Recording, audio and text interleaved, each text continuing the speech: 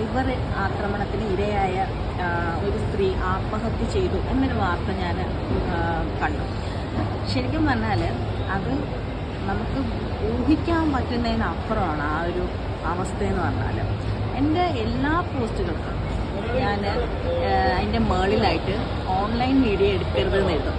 പലപ്പോഴും എല്ലാവരും എൻ്റെ അടുത്ത് ഒന്ന് ചോദിക്കാറുണ്ട്, നിങ്ങളുടെ ഏത് പോസ്റ്റ് അതിന് ഓൺലൈൻ മീഡിയ എടുത്തു, എന്തിനാണ് ഇങ്ങനെ എഴുതുന്നതെന്ന് ചോദിച്ചിട്ടുണ്ട്.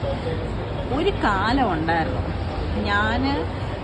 ഞാനൊന്ന് ശരിയാക്കി എടുക്കാൻ വേണ്ടിയിട്ട് കാരണം ഞാൻ കടന്നുപോയ പാതകൾ അതിനകത്തിൽ ആളുകൾ ഇടുന്ന ഒപ്പീനിയൻ എനിക്ക് വളരെ വിലപ്പെട്ടതാണ്. അപ്പോൾ എൻ്റെ ഓരോ സ്റ്റേജസും ഒഫീഷ്യലിയും പേഴ്സണലിയും ഒക്കെ ഞാൻ അതിൽ കുറിക്കുമ്പോൾ ആദ്യമൊക്കെ ഓൺലൈൻ വീഡിയോ എടുക്കുന്നത് എനിക്കൊരു വിഷയമേ അല്ലായിരുന്നു.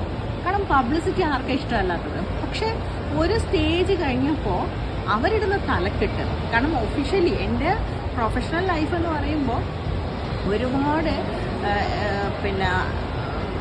എന്താ പറയുക, കുറേ പോക്സോ ആക്ട് വരുന്നതിന് മുമ്പുള്ള ഒഫീഷ്യൽ ലൈഫും അത് കഴിഞ്ഞിട്ടുള്ളതെന്ന് വെച്ച് വേണം കാണാൻ. അപ്പോൾ അന്നത്തെ ചില കേസുകളൊക്കെ എഴുതുമ്പോൾ പീഡന കേസ് അതിനകത്തിൽ ഞാൻ കടന്നുപോയ ടെൻഷൻസ്, ഒഫീഷ്യലി ഞാൻ നേരിട്ട പ്രതിസന്ധികൾ, ഇങ്ങനെയൊക്കെയുള്ള കാര്യങ്ങൾ എഴുതുമ്പോൾ ആ പോസ്റ്റിനല്ല പ്രാധാന്യം. ഞാൻ സൈക്കോളജിസ്റ്റ് ആണെന്ന് പോലും അവിടെ പ്രസക്തമല്ല.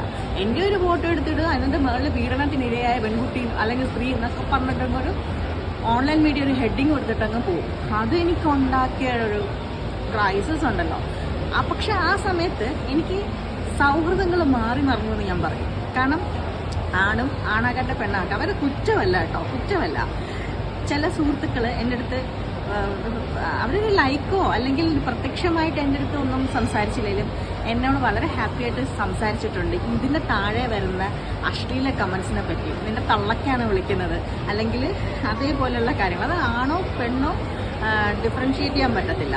പക്ഷേ ഞാൻ എൻ്റെ സൗഹൃദങ്ങൾ അഴിച്ചു പണിഞ്ഞ സമയങ്ങളും അതൊക്കെ തന്നെ ആയിരുന്നു. അപ്പം ഈ സൈബർ ഇതെന്ന് വെച്ചാൽ നമ്മൾ വിചാരിക്കുന്നതിനൊക്കെ അപ്പുറമാണ് ഇപ്പോഴത്തെ സൈഡിൽ നിൽക്കുന്ന ആൾക്ക് നേരിടുന്നത്. ഞാൻ ഈ ഓൺലൈൻ വീഡിയോ എടുക്കരുത് എന്ന് എഴുതിയിട്ടും ഞാൻ ഈ കുറച്ച് നാൾക്ക് മുമ്പ് ഒരു വീഡിയോ ഇട്ടും അതിനകത്തിൽ ഈ പ്രായത്തിന് മുതിർന്ന സ്ത്രീകളോട്ട് ആണുങ്ങൾക്ക് ഉണ്ടാവുന്ന ക്രഷിനെ പറ്റിയിട്ടാണ്. വളരെ ചെറിയൊരു വീഡിയോ ആണ്.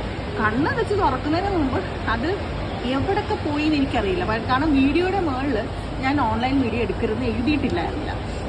അത് ഏത് ലെവലിലോട്ട് പോയി എന്നുള്ളതാണ്.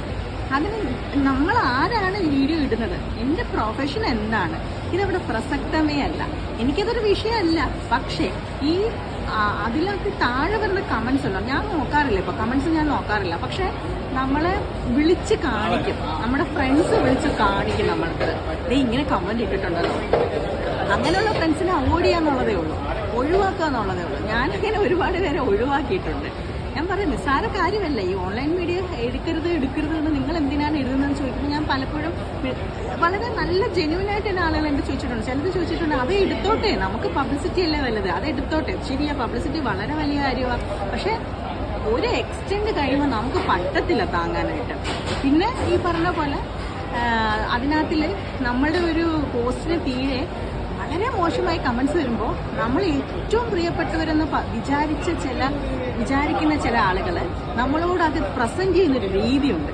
അതും വളരെ നമുക്ക് വേദന ഉണ്ടാകും. അപ്പോൾ ഇതിനൊക്കെ ഒരു നിയമം വേണം.